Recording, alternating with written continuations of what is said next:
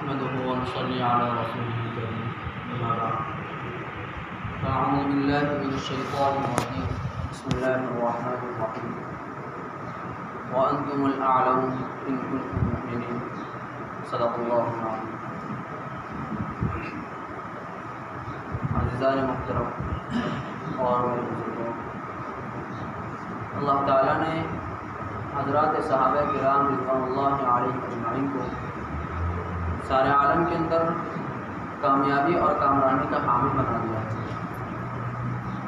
لیکن اس کے اندر صحابہ کرام رضوان اللہ علیہ اجمعین کی جو کامیابی اور کامرانی کا جو راز تھا وہ خود اللہ تعالیٰ نے قرآن کریم کے اندر بیان کر دیا، جو آیت کریمہ تمام آنے والے مسلمانوں کے لیے ایک چیلنج ہے تیاری کرنے کا۔ اللہ تعالیٰ نے فرمایا وَأَنْتُمُ الْأَعْلَوْنَ إِن كُنتُم مُؤْمِنِينَ کہ تم لوگ کامیاب رہو گے، تم ہی سربلند رہو گے، لیکن شرط یہ ہے کہ تم مومن رہو۔ یہ آیت کریمہ ہم مسلمانوں کی پوری تاریخ کا اختصار ہے۔ تاریخ کے اندر سینکڑوں بلکہ لاکھوں ایسے واقعات رونما ہوئے ہیں جو ہمارے لیے ایک تیاری کا مقصد بنا رہی ہے۔ تاریخ کے اندر سینکڑوں واقعات ایسے پیدا ہوئے ہیں جو صحابہ کرام رضوان اللہ علیہ اجمعین کی کامیابی کو بتلاتی ہے۔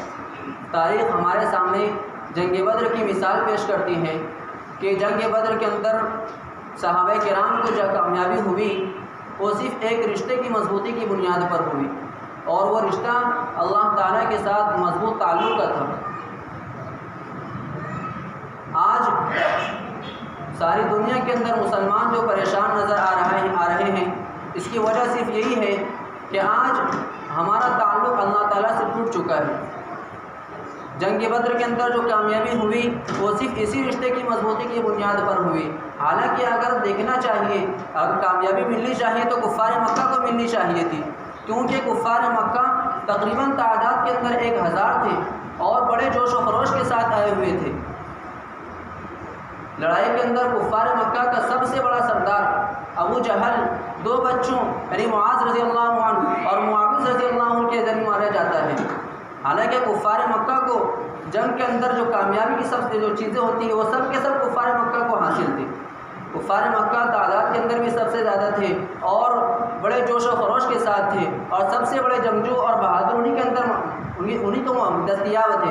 ابو جہل، عتبہ، شیبہ، ولید، حنظلہ، عبید، عاص، حرز، امیہ ابن خلف اور نضر ابن حارث جیسے شجاعت کے پیغام ان کے پاس موجود تھے، اور ادھر بیچارے مسلمان بے سر و سامان تعداد کے اندر کل 313 تھے، اور سواری کے لیے کل 2 گھوڑے اور 70 اونٹ تھے۔ ایک سواری کے اوپر 3 4 آدمی سواری کر رہے تھے، اور بعض تو پیدل ہی سفر کر رہے تھے۔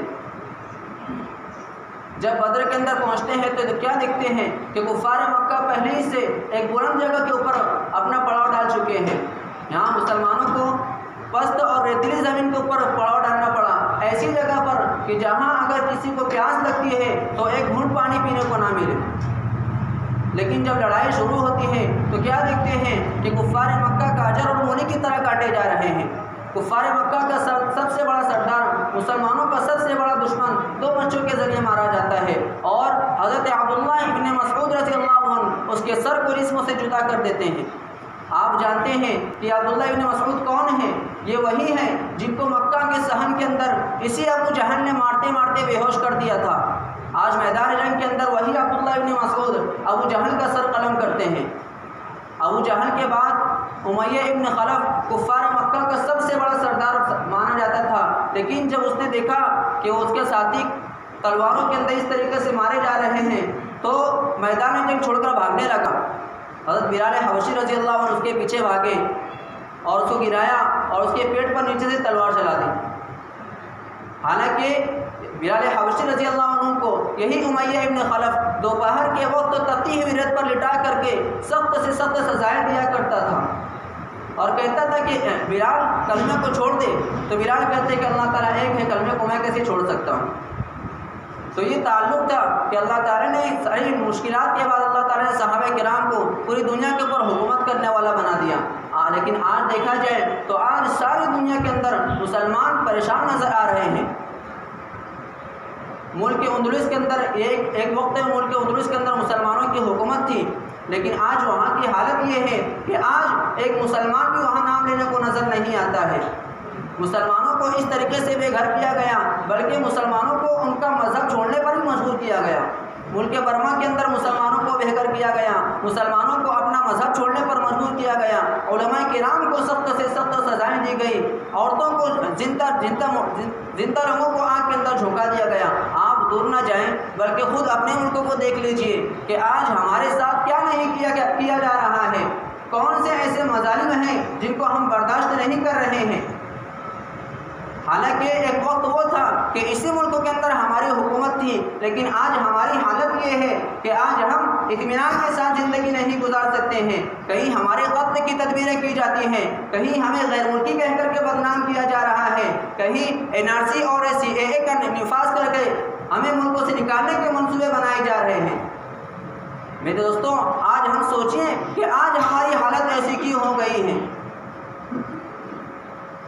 حقیقت تو یہ ہے کہ آج ہم نے اللہ تعالیٰ کے حکموں کو توڑ دیا ہے، نبی کریم صلی اللہ علیہ وسلم کے مبارک طریقوں کو چھوڑ کر غیروں کے طریقوں کو اپنا لیا ہے۔ حالانکہ اللہ تعالیٰ نے صاف بتلا دیا کہ تم ہی سر بلند رہو گے، تم ہی کامیاب رہو گے، لیکن شرط یہ ہے کہ تم سچے پکے مسلمان بن جاؤ۔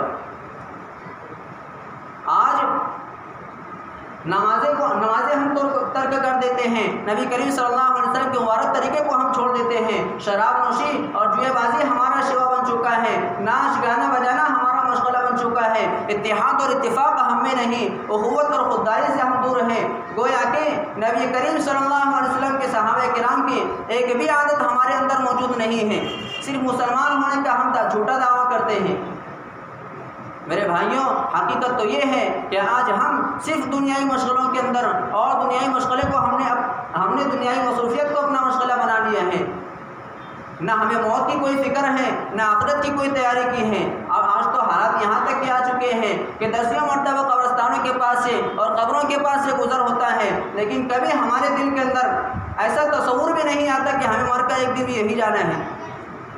بلکہ میں تو آپ کو اپنے شہر کا ایک قصہ بتاتا چلوں۔ ابھی گزشتہ لاک ڈاؤن کے اندر ہی ایک میت کا قبرستان کے اندر انتقال ہوا، باپ کا انتقال ہوا، تو دیکھتے ہیں کہ باپ کا جو بیٹا ہے وہ نماز جنازہ پڑھنے کے وقت تو حاضر نہیں۔ لوگوں نے پوچھا بھائی کہاں ہے، اس کو لایا جائے، کیا اس کے باپ کا جنازہ پڑھا جائے؟ تو دیکھا کہ وہ ایک درخت کی آڑ میں چھپا کھڑا ہے۔ لوگ اس کے پاس گئے کہ بھائی یہاں پہ تیرے باپ کی نماز جنازہ پڑھی جا رہی ہے اور تو ہے کہ اندر موجود نہیں ہے۔ تو اس نے کہا کہ میں نماز جنازہ نہیں پڑھ سکتا۔ لوگوں نے پوچھا بھائی بات کیا ہے، تیرا باپ تھا تو اس کو نماز جنازہ پڑھنے کے لیے حاضر نہیں دے رہا ہے؟ تو کہنے لگا کہ میں طہارت سے بھی نہیں ہوں۔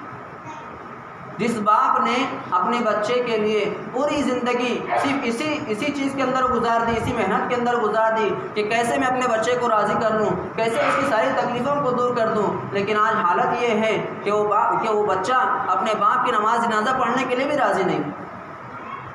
میرے دوستوں، حقیقت تو یہ ہے کہ ہم نے صرف دنیاوی مشاغل کو اپنا مصروفیت بنا لیا ہے اور ہم موت اور آخرت کی تیاری سے بالکل ہی غافل ہو چکے ہیں۔ اس لیے ہمارے لیے دنیا کی اور آخرت کی دونوں کی اصلاح کی فکر کرنا ضروری ہے، جس کا طریقہ یہ ہے کہ ہم اس معبود حق کی پرستش کریں، اس معبود حق کی عبادت کریں جو ہمارا حقیقی مالک اور رب ہے، اور تاجدار مدینہ جناب محمد رسول اللہ صلی اللہ علیہ وسلم کے طریقے کی پیروی کریں جو ہمارے درمیان نبی آخر الزماں بنا کر مبعوث کیے گئے ہیں، اور صحابہ کرام رضوان اللہ علیہم اجمعین کے نقش قدم پر چلیں۔